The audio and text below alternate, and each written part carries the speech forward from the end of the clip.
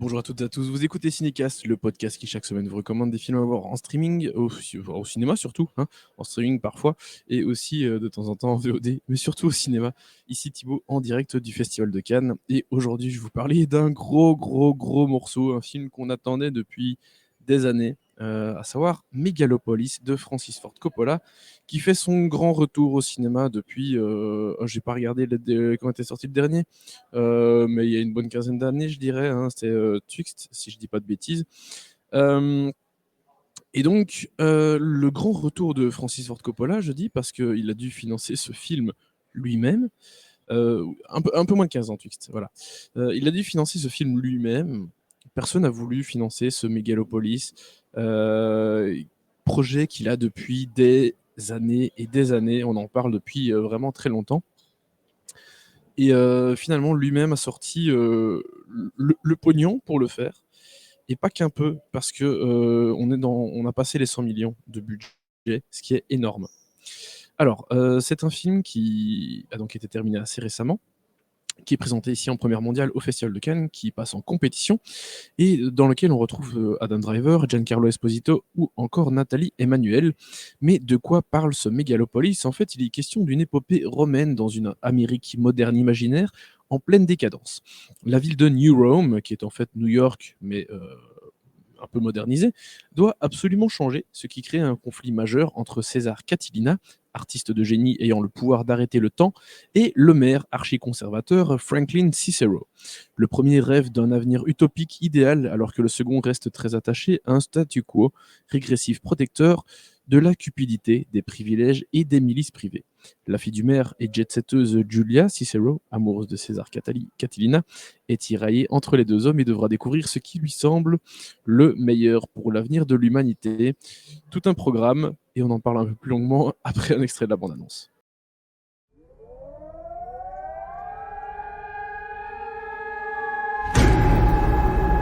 When does an empire die? Does it collapse in one terrible moment? No. But there comes a time when its people no longer believe in it.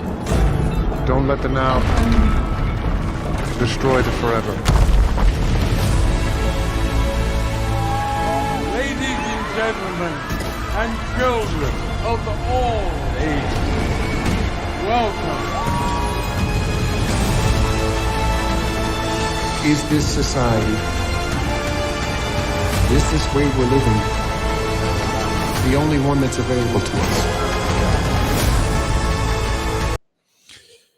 Je vais m'arrêter là. Enfin, je vais arrêter la bande-annonce là.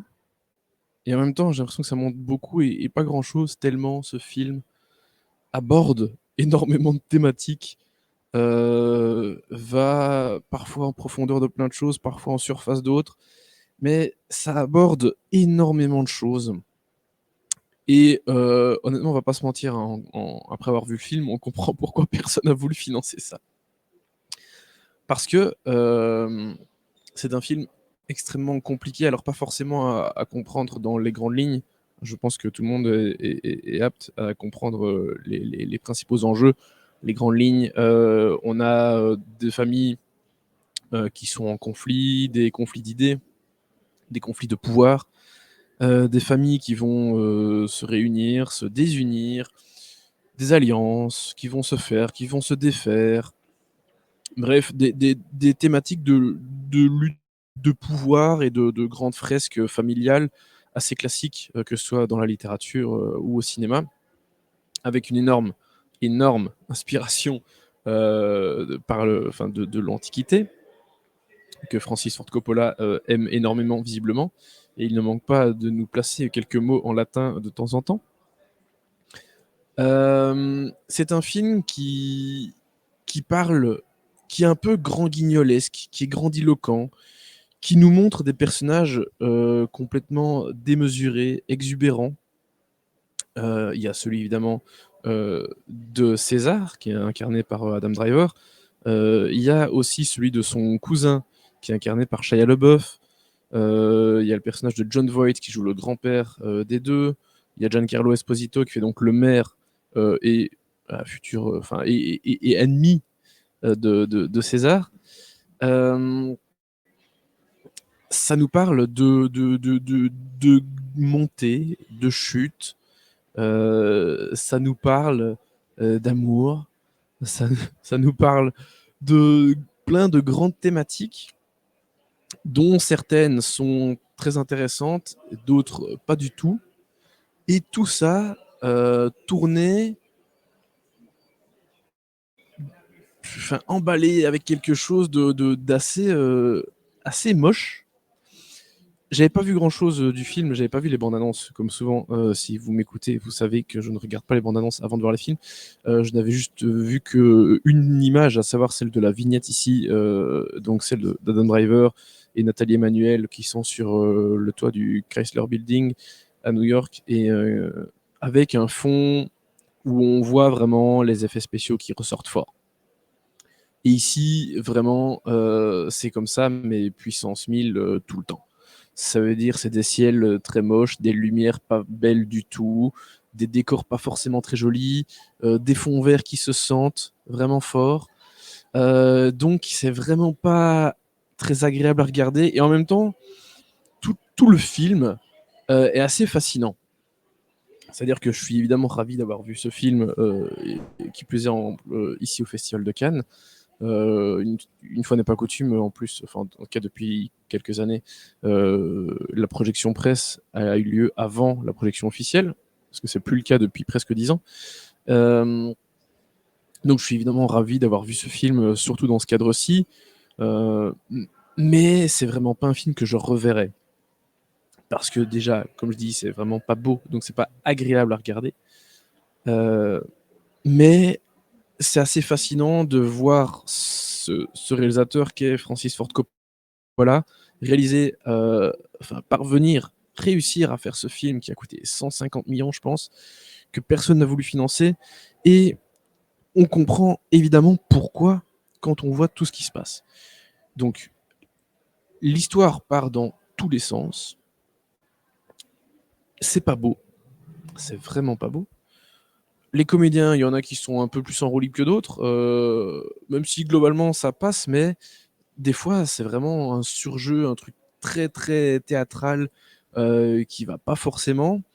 Et puis en fait le problème du film, pour moi, le problème principal, c'est Coppola lui-même. C'est-à-dire que il se place un peu en position de démiurge, où il nous dit voilà, j'ai compris ce que c'est la vie, j'ai compris le sens de la vie, et voici, je vous le balance dans la gueule, et j'ai raison. Il se prend vraiment un peu beaucoup au sérieux, et en même temps pas tant que ça, vu qu'il y a des moments très grotesques. Alors certains sont assumés, d'autres je suis pas sûr. Mais en tout cas, bon, il y a une volonté de grotesque, ça c'est certain. Et donc c'est vraiment une espèce de gloubi-boulga assez indigeste, où en plus je le disais, donc Coppola se place en position de démiurge, et il y a ce côté très regardez ce que je fais, c'est un peu mon film ultime, et je vais encore essayer de jouer avec les codes du cinéma.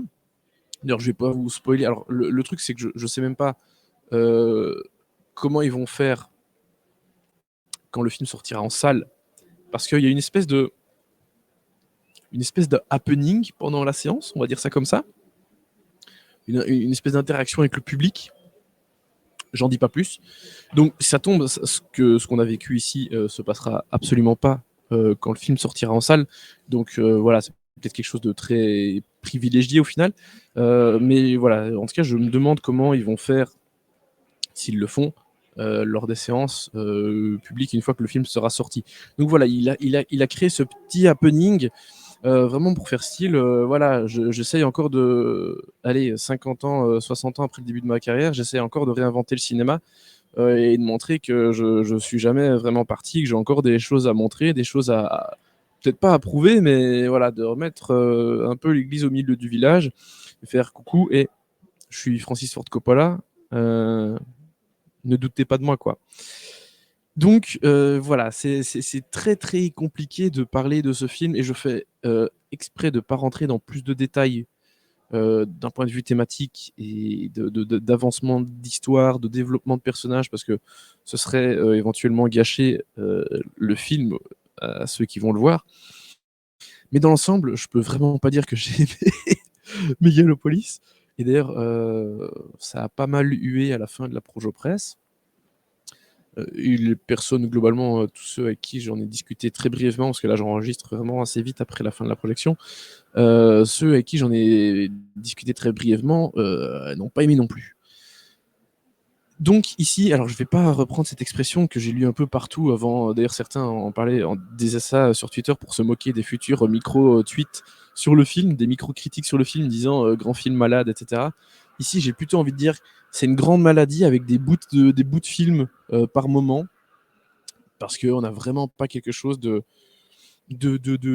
cohérent, de fluide, de facile à regarder, alors que ce soit difficile à regarder, c'est pas un problème, mais encore faut-il que ça ait du sens et que ça fonctionne. Et ici, honnêtement, je sais toujours pas là comme ça vous dire qu'est-ce que Francis Ford Coppola veut nous dire, si ce n'est qu'il a compris le sens de la vie et qu'il sait beaucoup de choses sans doute mieux que tout le monde. Voilà.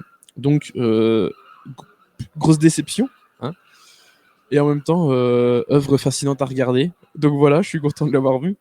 Même si ce fut compliqué, ça dure 2h30 hein, quand même, allez un peu moins, 2h15, 2h20, sans le générique. Donc voilà, ce fut une sacrée expérience. Pour la note, honnêtement, j'ai envie de dire 1 étoile parce qu'il y a quand même du travail derrière et c'est une œuvre qui n'est pas inintéressante, mais ça n'en fait pas une bonne œuvre pour autant. Donc vraiment, on peut dire que c'est une petite, voire une grosse catastrophe pour Coppola, ce Megalopolis, je vais dire Metropolis, qui est un excellent film, par contre, Metropolis. Mais Megalopolis, non, je peux vraiment pas dire que c'est un bon film. Je salue vraiment, coup de chapeau à Coppola d'avoir sorti 150 millions de sa poche, d'avoir hypothéqué sa baraque et tout le bazar pour faire ce film, projet immense, mais c'est le genre de projet qui nous font rappeler aussi que le rôle d'un producteur, c'est important, et que c'est bien d'aller dire parfois à certains cinéastes que non, tout film n'est pas à faire. Donc voilà, je vais dire 1 étoile parce qu'il y a quelque chose à saluer, mais c'est tout. Et les comédiens, oui, j'en ai même pas parlé, mais globalement, je trouve que ce qu'ils font est pas mal. Il y a des moments un peu plus grotesques, mais ce sont des instructions du metteur en scène, hein. C'est de la direction d'acteur. C'est pas des prestations comme ça que les comédiens vont faire. On sent très bien les idées derrière. Donc voilà, je peux pas dire qu'ils jouent mal. Enfin, ce sont des choix artistiques qu'on aime ou qu'on n'aime pas, mais c'est comme ça. Bref, sur ce, 1 étoile donc pour ce Megalopolis de Francis Ford Coppola, la grosse déception. Le film a déjà un distributeur en France, mais pas de date de sortie. Le film n'a pas encore de distributeur en Belgique, mais je vous tiendrai évidemment au courant quand ce sera le cas. Sur ce, je vous dis à très très bientôt pour des nouvelles critiques en direct du Festival de Cannes. N'hésitez pas à nous suivre sur les réseaux sociaux avec le handle @cinecastbe et à nous écouter sur toutes les plateformes de podcast de votre choix. À très bientôt.